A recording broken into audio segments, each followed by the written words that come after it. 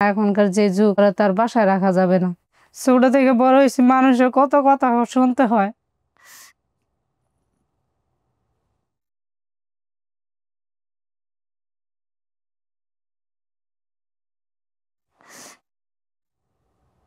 আশেপাশে মানুষের নানান ধরনের নানান কথা বলে।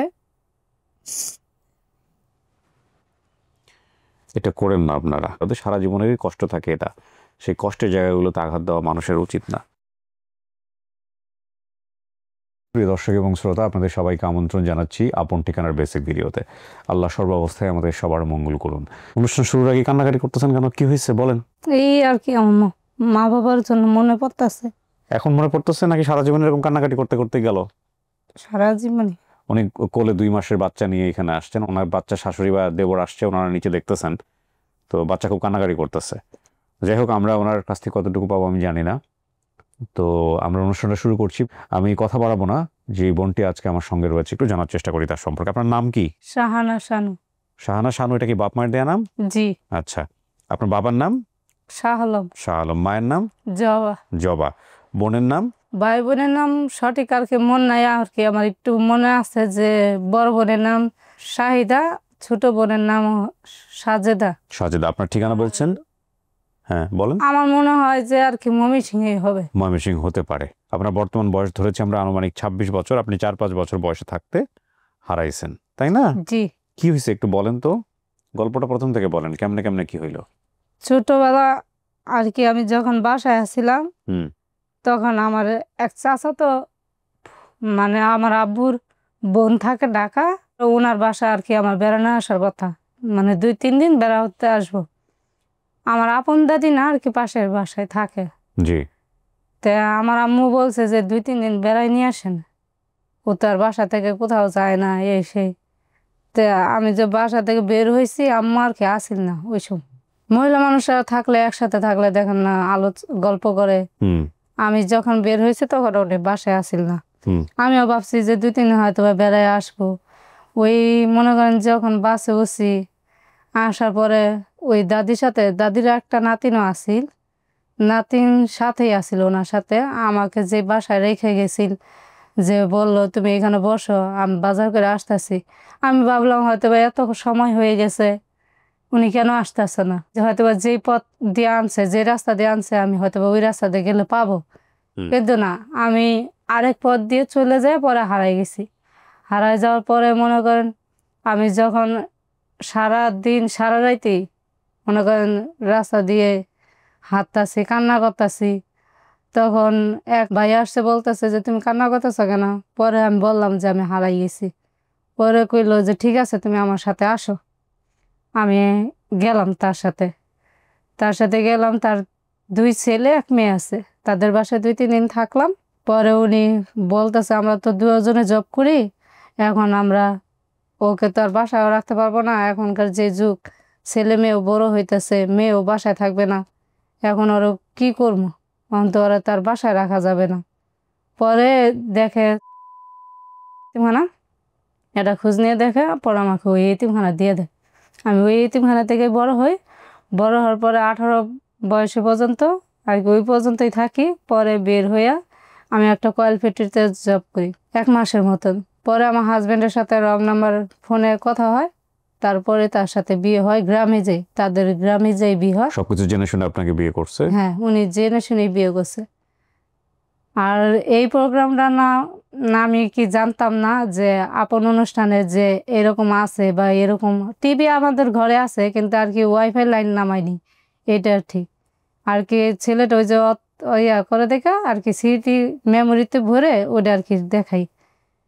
পরে এই যে আমার এক চাচা শ্বশুর বলতেছে, নাজমুল কাকা, তাকে অনেক সালাম জানাই, আসসালামু আলাইকুম নাজমুল কাকা। আর ওই যে মেহেন্দি যেটাকে, আসসালামু আলাইকুম। তাদের জন্য আজকে আমি এখানে আসতে পেরেছি। তো ওনারা কি করছে আপনাকে? এই প্রোগ্রামের কথা বলছে, নাহলে তো আমি তো জানতাম না যে এখানে আপন অনুষ্ঠানে যে আপন জনকে খুঁজে পেয়ে যায়, সেটা আমি আর কি জানতাম না। এর আগে দেখা যাচ্ছে আমার থেকে কিছু কিছু ম্যাডাম আছে, স্যারের আছে। আপনি এতিমখানায় বড় হয়েছেন কত বছর? ওখানে ছিলেন কত বছর? এই 18 পর্যন্তই ওইখানে কি ওই এতিমখানে কি শিখছেন? কিছু লেখাপড়া করাইছে, হাতের কাজ কিছু করাইছে। হ্যাঁ, করাইছে না? পরে আপনার মনে করেন উনি বললো যে এরকম আপন অনুষ্ঠানের ভিতরে তুমি কি যাবা, তোমার ওইখানে গেলে বাবা মা খুঁজে দেয়।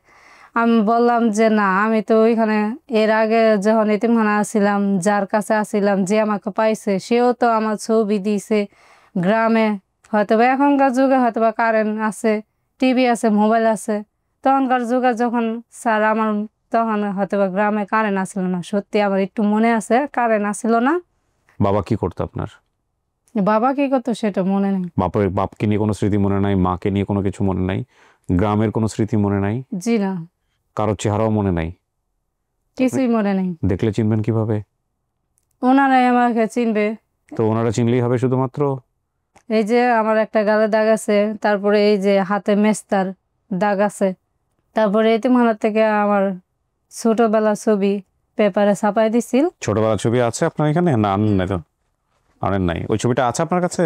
জি না, ওনারা আর কি ওই সময় আর কি যে সময় আসলাম ওইটার ভিতরে ছাপাই দিছিল। অনেক জি। খোঁজাখুঁজি করছে, পাইছে না।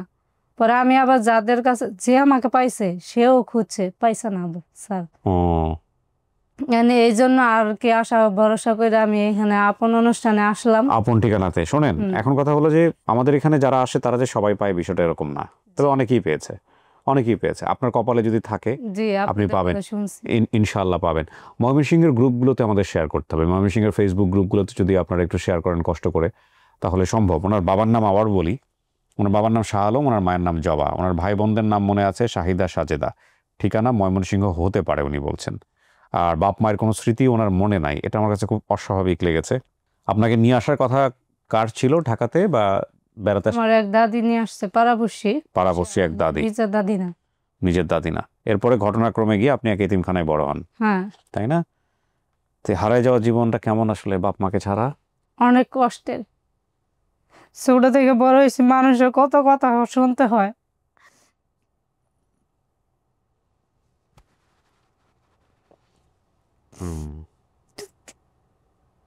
আশেপাশে মানুষের নানান ধরনের নানান কথা বলে।